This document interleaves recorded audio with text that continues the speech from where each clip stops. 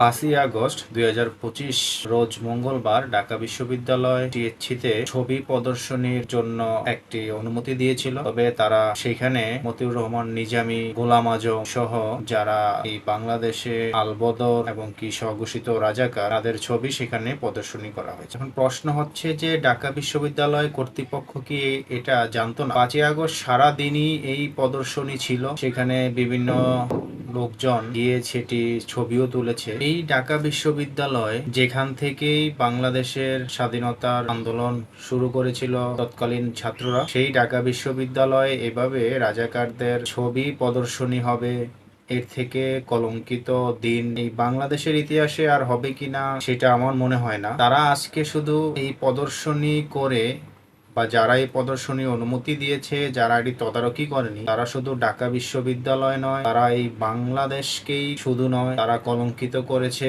একাত্তরকে, একাত্তরে সকল শহীদদের, ২ লক্ষ মা বোনকে এবং একাত্তরে যারা যুদ্ধ করে এই দেশটাকে স্বাধীন করেছে সকল মুক্তিযোদ্ধাদের। তারা যতই উদাহরণ দেখ না কেন যে এটি ফেসিবাদের বিরুদ্ধে একটি প্রদর্শনী, যারা নিপীড়িত নির্যাতিত হয়েছে তাদের প্রদর্শনী এখানে করা হয়েছে। গোলাম আজম কিসের নির্যাতিত নিপীড়িত হয়েছে একজন স্বঘোষিত রাজাকার, সেটা আমার জানা না। একজন রাজাকার যদি এই দেশে নিপীড়িত নির্যাতিত হয়ে থাকে, তাহলে এখন ২৪-এ এই ২৫-এ যে সকল মানুষদের ফেসিবাদের দোসর বলে নির্যাতন নিপীড়ন করা হচ্ছে সেগুলোর কি হবে? সব থেকে দুঃখ লাগে, বাকরুদ্ধ হয়ে যায় যখনই দেখি যে বারবার এই একাত্তরকে মুছে ফেলার চেষ্টা চলছে, একাত্তরকে মুছে ফেলার পায়তারা চলছে। এই একাত্তরের পরাজিত শক্তিরা তারা বারবার এটি চালিয়ে যাচ্ছে। আজকে তাদের এই প্রদর্শনী আরো একবার প্রমাণ করে যে তারা কখনোই বাংলাদেশ স্বাধীন হোক বা স্বাধীন বাংলাদেশ চায়। তারা চেয়েছিল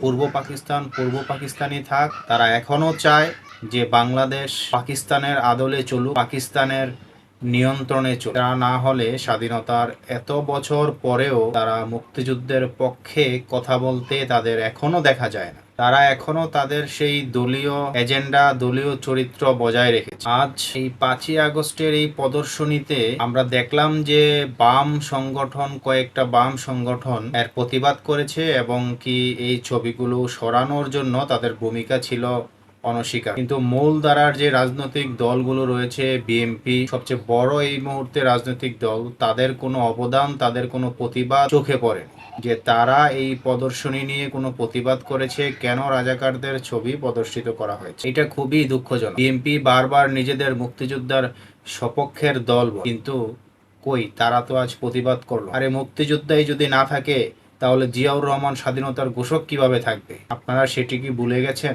মনে রাখবেন, আপনারা যদি সেটি ভুলে যান, এই একাত্তরকে ভুলে যেতে চান, তাহলে হয়তো একদিন আপনারাও মানুষের হৃদয় থেকে ভুলে যেতে পারেন। বাম ছাত্র সংগঠন আজ যা করেছে তা অবশ্যই প্রশংসনীয়। তারা অন্তত চেষ্টা করেছে কিছুটা কলঙ্কমুক্ত করার জন্য, যদিও তাতে পুরোপুরি কলঙ্কমুক্ত হবে না, তারপরেও তাদের এই চেষ্টা, তাদের প্রয়াস প্রশংসনীয়। ৫ই আগস্টের এই টিএসসিতে রাজাকারদের প্রদর্শনী যে এক দৃষ্টতা, এই দৃষ্টতার প্রমাণ রাখে। এ নিয়ে বাংলাদেশের স্বাধীনতার সপক্ষের মানুষের হৃদয়ে রক্তকরণ হয় কিনা, হৃদয়ে নাড়া দেয় কিনা, তা নিয়ে আমার সন্দেহ রয়েছে। এত কিছু দেখার পরেও সেই একাত্তরের পক্ষের মানুষগুলো যারা মুক্তিযুদ্ধ করে এই দেশকে স্বাধীন করেছে, তাদের রক্তে কিভাবে পানির মতো শীতল হয়ে গেল, তারা হিম শীতল হয়ে গেল, সেটি সবচেয়ে বড় প্রশ্ন। এখন পর্যন্ত তাদের কোনো প্রতিবাদ, তাদের কোনো অ্যাক্টিভিটি চোখে পড়ছে না। যারা এই দেশটাকে এত কষ্ট করে স্বাধীন করেছেন তারা আজ নিশ্চুপ, তারা আজ বাকরুদ্ধ। এভাবে চলতে থাকলে এই দেশটা তো আর দেশ থাকবে না, এই দেশটা অচিরেই পাকিস্তান হয়ে যাবে। সেই দিকেই বিভিন্ন সূচকগুলো দেখা যাচ্ছে। আবার যারা ২৪-কে ৭১ থেকে বড় করতে চান, তারা কখনোই এই বাংলাদেশ প্রেমী হতে পারেন না। তারা কখনোই বাংলাদেশের মুক্তিযুদ্ধ, বাংলাদেশের স্বাধীনতা চেয়েছে বলে আমার মনে হয় না। আপনাদের মনে হলে তা জানাবে। তারা যদি প্রকৃত দেশপ্রেমিক হতো, তাহলে কখনো ২৪-কে ৭১ থেকে বড় করার চেষ্টা করতো না, বড় করতো না। মনে রাখবেন, ৭১ আমাদের বাংলাদেশ দিয়েছে আর ২৪ দিয়েছে ক্ষমতার পরিবর্তন।